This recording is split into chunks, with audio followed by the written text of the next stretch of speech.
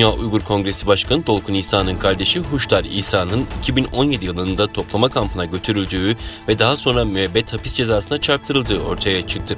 Bilgilere göre Huşdar İsa 1996 yılında üniversiteden mezun olduktan sonra abisi Dolkun İsa'nın siyasi sorunu nedeniyle iş bulmakta zorlandı. İş ararken sözde suçlar ortaya çıktı ve 1998'de 2 yıl hapis cezasına çarptırıldı. Şimdi İsviçre'de yaşayan ve Dolkun İsa'nın ailesini yakından tanıyan Habibullah İzci, Huşdar İsa'nın cezasını çektikten sonra bir arkadaşıyla ortaklaşa Erdebil adlı bir restoran açtığını söyledi.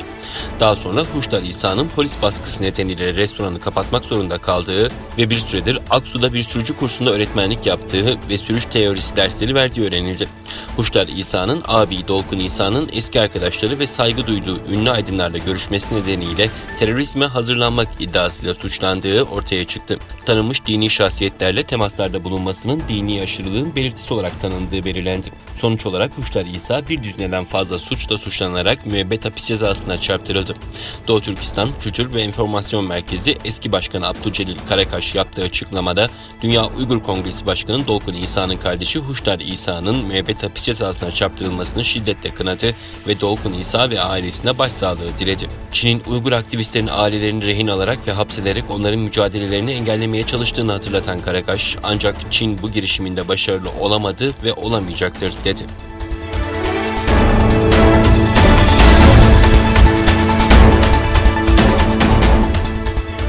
İngiliz Profesör Angus Dervish ve Norveçli bilim adamı Dr. Birger Sorensen'in kaleme aldıkları çalışmada Çin'in COVID-19'u Wuhan'daki bir laboratuvarda ürettiği ve izlerini tersine mühendislik yaparak gizlediği öne sürüldü. Daily Mail'in haberine göre henüz yayımlanmayan yeni çalışmada Çinli bilim insanlarının COVID-19'u Wuhan'daki bir laboratuvarda oluşturdukları, ardından virüsü yarasalardan doğal yollarla evrimleşmiş gibi göstermek amacıyla tersine mühendislik teknikleriyle izlerini kaybettirmeye çalıştıkları iddia edildi. Virüsün Çinli bilim insanlarının Wuhan'daki bir proje üzerinde çalışırken ortaya çıkmış olabileceğine dair bulgu olduğuna işaret edilen çalışmada ortaya atılan iddialar verinin Çin laboratuvarlarında kasten yok edilmesi, örtbas edilmesi veya bozulması suçlamalarını da içeriyor. Çalışmada Çin'de virüs hakkında değerlendirmelerde bulunan bilim insanlarının susturulduğu iddialarına da yer verildi.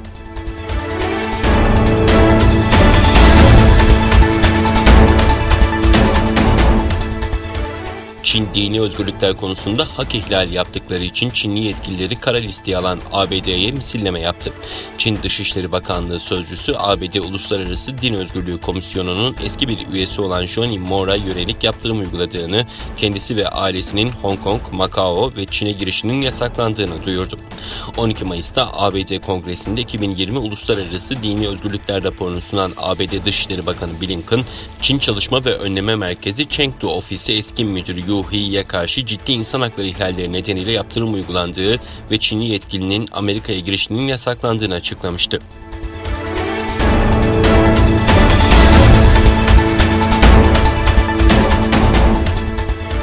İsrail aşırı sağ görüşleriyle öne çıkan Yamina Partisi lideri Naftali Bennett, koalisyon hükümeti kurmak için Başbakan Benjamin Netanyahu karşıtı bloğa katılacağını duyurdu. Yerel basında çıkan haberlerde Bennett ile Lapid'in dönüşümlü başbakanlık yapacağı söylenen koalisyon hükümetinin kurulması halinde Benjamin Netanyahu'nun 12 yıldır aralıksız yürüttüğü başbakanlık koltuğuna ilk olarak Bennett'in oturacağı kaydedildi. İsrail'de 23 Mart'ta yapılan seçimin ardından Cumhurbaşkanı Reuven Rivlin koalisyon hükümetini kurmak için Başbakan Netanyahu'yu görevlendirmişti. Netanyahu 4 Mayıs'ta koalisyon hükümetini kuracak yeterli desteği bulamadığı için Rivlin'e görevi iade etmişti. Bunun üzerine Rivlin 5 Mayıs'ta koalisyon hükümetini kurma görevini Netanyahu'nun rakibi Lapid'e vermişti.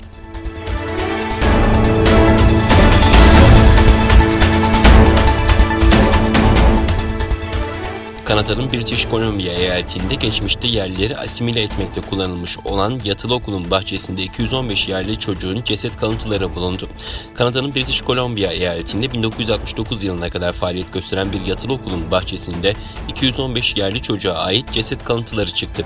Toplu mezarın yer radarı yöntemiyle yapılan incelemeler sonucu tespit edildiği bildirildi. Kamplus kentinin yakınında bulunan Katolik yatılı okulu bir asırdan daha uzun bir süre önce yerli çocukların Avrupalı göçmen çocuklara uyumunu zorunlu olarak sağlamak için açılmıştı.